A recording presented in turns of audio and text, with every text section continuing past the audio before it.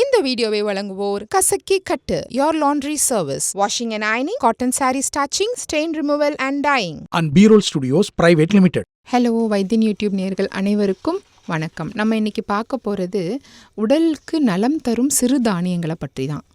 உணவே மருந்து என்று முன்னோர்கள்லாம் நம்மளோட பழைய காலத்தில் தாத்தா பாட்டிங்கெல்லாம் சொல்லுவாங்க. அன்றைக்கு அவர்கள் உண்ட ஊட்டச்சத்து தான் இன்றைக்கும் அவர்கள் ஆரோக்கியத்தோடு இருக்கிறதுக்கு முக்கியமான காரணமாக இருக்குது. இன்றைக்கு உள்ள இளம் தலையினர் மருந்தே உணவு என்ற நிலைக்கு தள்ளப்பட்டு இருக்காங்க. ஏன் அப்படின்னா மாறி வரும் உணவு பழக்கம் தான் இன்றைக்கு ஃபாஸ்ட் ஃபுட் கலாச்சாரமாகி விட்டது. இதுவே நோய்களுக்கும் ஆதாரமாகவும் மாறிவிட்டது. இதிலிருந்து நம் உடலை பாதுகாக்க மீண்டும் முற்காலத்திய உணவு முறைக்கு நம்ம மாறணும் என்று சொல்றாங்க மருத்துவர்கள்.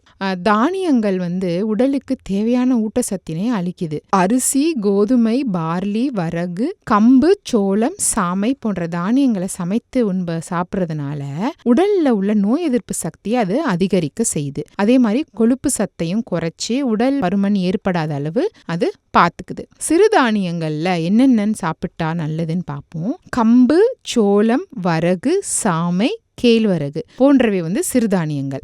கிராமங்கள்ல இன்னைக்கும் சிறுதானியங்கள் சமைச்சு சாப்பிட்றவங்களும் இருக்காங்க. அதனாலதான் அவங்களுக்கு எந்த நீரிழிவு பிரச்சனையோ இல்ல உடல் பருமன், இதய நோய் போன்றவை ஏற்படுறதே கிடையாது. கம்பு, சோளம் இதுல கம்புல புரதம், சுண்ணாம்பு சத்து, பாஸ்பரஸ் போன்ற தாதுக்களும் உயிர் சத்துக்களும் நிறைய இருக்கு. இது ஜீரண சக்தியை அதிகரிக்கும். உடல்ல இருக்கிற ஹீட்டை சமநிலையா வச்சிருக்கும். வேண்டாத கொழுப்புகளை கரைச்சு பருமனையும் அது குறைக்கும்.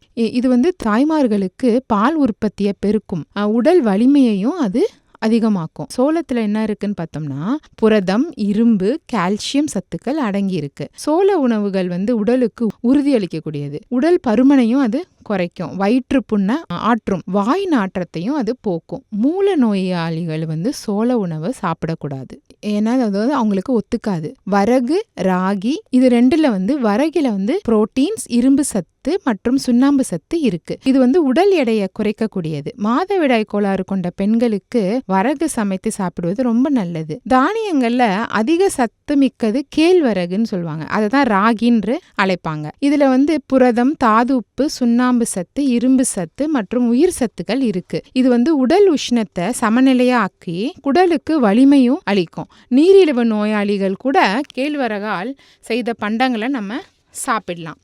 கேழ்வரகை கொண்டுதான் ராகி மால் தயாரிக்கிறாங்க. அதே மாதிரி சாமை உணவு அனைத்து வயதினருக்கும் ஏற்றது. இது மலச்சிக்கலை போக்கி வயிறு சம்பந்தமான நோய்களையும் அது சரி செய்யும். அதே மாதிரி ஆண்களின் விந்து உற்பத்திக்கும் ஆண்மை குறைவையும் நீக்க உகந்தது இந்த சாமை. அதே மாதிரி நீரிழிவு நோயாளிகள் கூட சாமையில தயாரித்த உணவை சாப்பிடலாம். சம்பா அரிசி நம்ம டெய்லி உணவிற்கு பயன்படுத்தும் அரிசியில பச்சரிசி, புழுங்கரிசி, சம்பா அரிசி என பல வகை இருக்கு. புழுங்கரிசி உடல் நலனுக்கு ஏற்றது.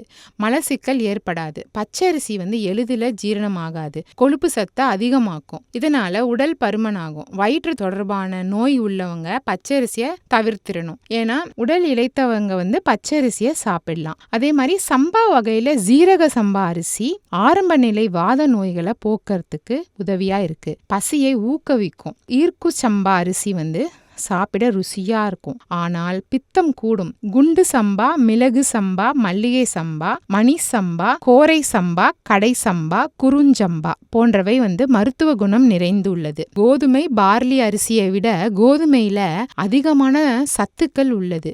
கோதுமையில புரோட்டீன், சர்க்கரை, சுண்ணாம்பு, பாஸ்பரஸ், இரும்பு, கெரோட்டின், நியாசிக் போன்ற பல சத்துக்கள் இருக்கு. இது நீரிழிவு நோயால் பாதிக்கப்பட்டவர்களுக்கு ஒரு சிறந்த சாப்பாடு. மலைச்சிக்கல் உண்டாகாது. வட இந்திய மக்கள் பார்த்தீங்கன்னா கோதுமையை முழு நேர உணவாவே சாப்பிடுவாங்க. எண்ணெய், நெய் விடாத சப்பாத்தியாக செஞ்சு சாப்பிடுவது ரொம்ப நல்லது. உடல் நலனுக்கு உகந்ததாகும். குழந்தை முதல் முதியவர் வரை சாப்பிட தகுந்தது பார்லி. நோயுள்ளவர்கள், நோயுற்றவர்கள் 2 பேருமே சாப்பிடலாம். இதை கஞ்சியாகவும் காய்ச்சி குடிப்பவர் உடலில் உள்ள தேவையற்ற நீரை வெளியேற்றி எடையையும் அது குறைக்கும். உடல் வளர்ச்சியை போக்க உதவும். அதே மாதிரி நீடித்த மலைச்சிக்கல் உள்ளவங்க பார்லியை சாப்பிட்டு வந்தீங்கன்னா அந்த மலச்சிக்கல் குணமாயிடும். காய்ச்சலை தடுக்கும். வெப்பநிலையை சமநிலையில் வச்சிருக்கும். சிறுநீர் தாராளமாக பிரிய உதவும். குடல் புண்ணை ஆற்றும். இருமலை தணிக்கும். எலும்புகளுக்கு உறுதியை தரும். இந்த வீடியோ உங்களுக்கு பிடிச்சிருந்ததுன்னா லைக் பண்ணுங்க, ஷேர் பண்ணுங்க. மறந்துடாம வைத்தியன் யூடியூப் சேனலை சப்ஸ்கிரைப் பண்ணுங்க. அந்த பெல் பட்டனையும் கிளிக் பண்ணி வச்சுக்கிட்டீங்கன்னா நாங்கள் சென்ட் பண்ணுற எல்லா வீடியோவும் உங்களை உடனே வந்து சேரும்.